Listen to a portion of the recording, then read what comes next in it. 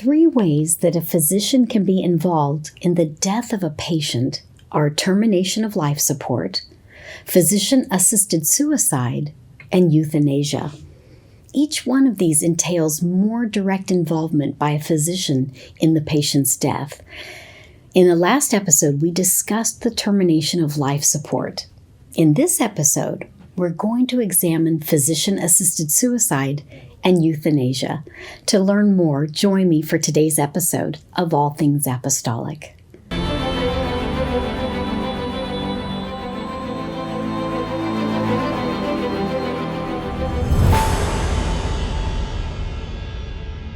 Some of you may be old enough to remember the case of Brittany Maynard. Her situation drew national attention in the United States back in 2014. She was a young and vivacious and newly married 29-year-old. Then she was diagnosed with a brain tumor. She underwent 2 surgeries to try to remove the tumor, but they failed. And when the cancer came back even more aggressively, she was only given 6 months to live. She wanted to live, but she was terminally ill, so she wanted to end her life on her own terms. She moved to Oregon, a state that allows assisted suicide. She got the prescribed medicine and then hung on to it for a few weeks until she felt like she couldn't handle the symptoms anymore. And then she took her own life. Here's a brief review of her situation. A year after getting married, Brittany Maynard began suffering from severe headaches, and at just 29 years old, a doctor gave her devastating news. She had stage 4 terminal brain cancer. The prognosis kept getting worse. I went from having a few years to 6 months. This cancer was going to kill me, and the way it was going to kill me was terrible.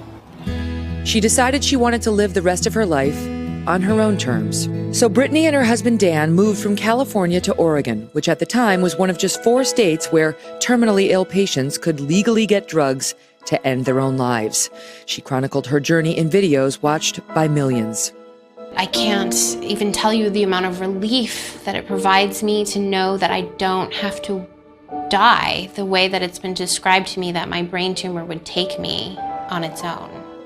Brittany became a fierce advocate for death with dignity laws. I will die upstairs in my bedroom that I share with my husband. On November 1st, 2014, Brittany wrote on Facebook that she knew it was time to go. Surrounded by loved ones, she took the medication that ended her life. It truly was the most peaceful experience that you could ever hope for when you talk about a person's passing. Since her death, Dan has tried to fulfill his wife's legacy, fighting to pass right-to-die laws in 3 more states and in Washington, D.C. Brittany Maynard's situation illustrates the understandable fears that many people have that they will be like a hostage to medical technology. It may alleviate the pain, but it may also prolong a painful situation if it can't resolve it. Brittany's husband became an advocate for right-to-die laws, what some people refer to as death with dignity. According to the Death with Dignity website, as of 2025, there are 12 states where physician-assisted suicide is legal and 17 states where it's being considered. There is vigorous debate about the morality of assisted suicide. Unlike the termination of life support, which we examined in the previous episode, in physician-assisted suicide, a physician is more actively involved as a causal agent. Advocates of this approach prefer a term like physician aid in dying rather than physician-assisted suicide because of the stigma associated with the word suicide.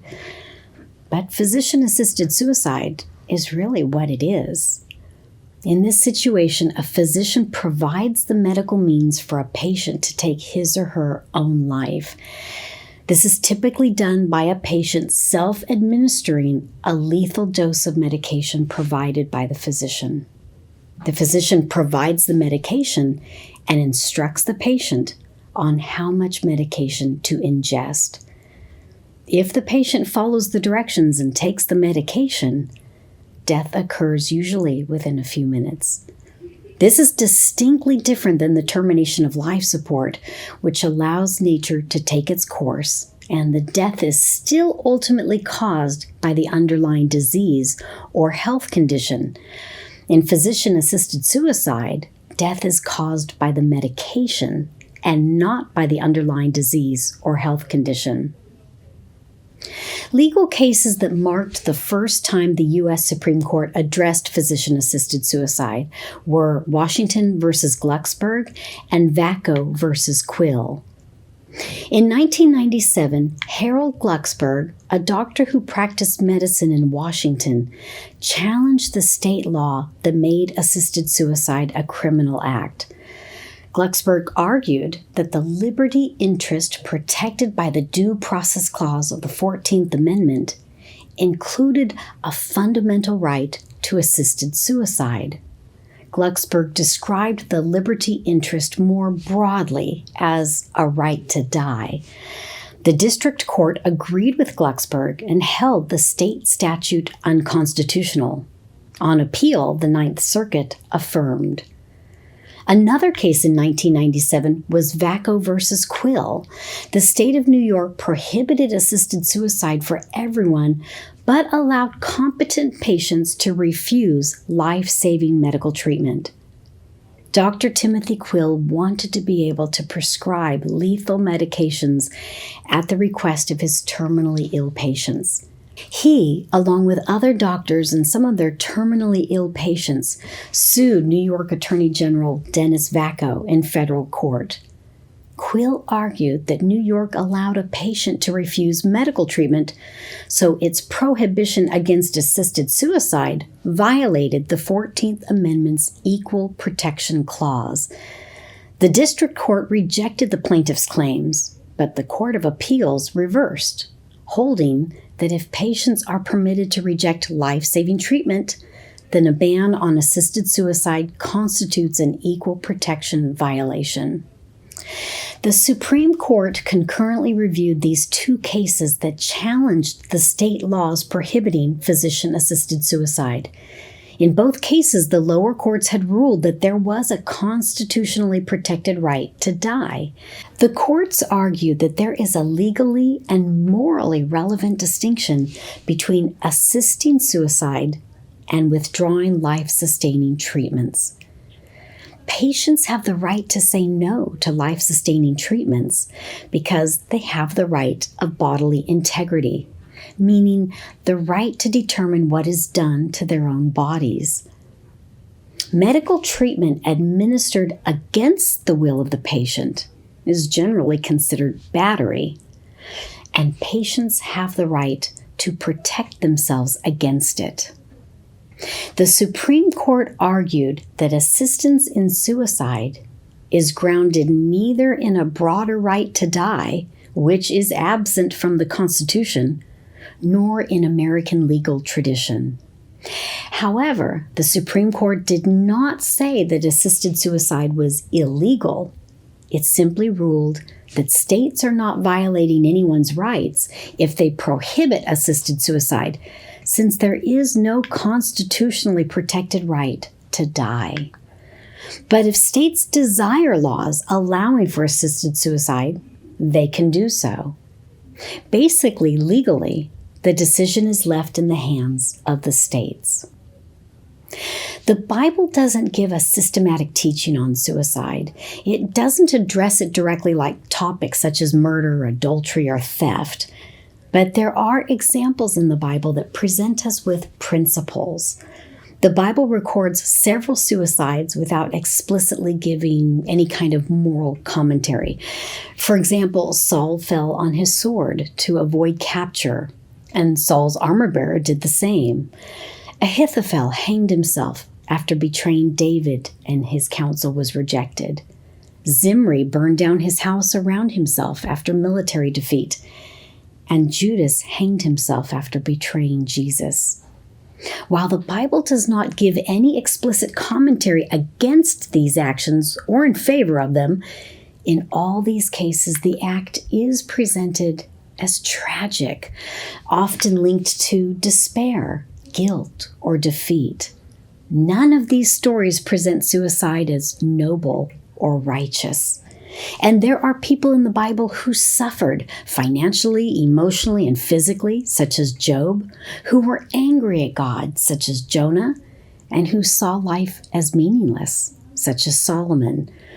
But they didn't commit suicide. The Bible never presents suicide as an option for those situations that seem hopeless. In the Bible, life is presented as God's gift. Life is repeatedly described as belonging to God, and humanity is created in God's image. This suggests that ending one's own life violates God's sovereignty over life and death. The command, "You shall not murder," is understood traditionally to prohibit taking innocent human life, including one's own. Suicide is often interpreted as self-murder, and a feeling of hopelessness or despair is not justification for suicide. Even figures who despaired, like Elijah and Job, did not take their lives, and God provided restoration and hope. Plus, we know that the timing and manner of a person's death ultimately belong to God.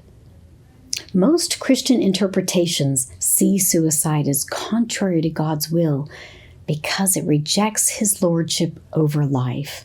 Besides physician-assisted suicide, another key issue is euthanasia. It refers to the direct and intentional efforts of a physician or other medical professional to help a dying patient to die. So the action that involves the least amount of physician involvement is the termination of life support. The doctor doesn't have to do anything but let nature take its course. In physician-assisted suicide, the doctor provides the medication for a patient to commit suicide, so the doctor is a little more directly involved. In the third situation of euthanasia, a physician actually administers a lethal injection of drugs into the patient. The patient is killed by the direct action of the physician. Some of you may remember the name Jack Kevorkian. He was sometimes referred to as Dr. Death. Kevorkian had been defying state laws by engaging in assisted suicide. He claimed to have helped more than 130 people die, often using machines he invented like the Thanatron, which delivered lethal doses of narcotics, and the Mercitron, which delivered carbon monoxide. He would instruct patients how to use them to commit suicide. So even though the patients took their own lives, Dr. Kevorkian was still involved as a causal agent by providing the means for these people to take their own lives. But the death of Thomas Uke was different. Uke was a Michigan man suffering from ALS, or Lou Gehrig's disease. Kevorkian did not assist Uke in committing suicide himself. Rather, Kevorkian injected Uke with lethal chemicals.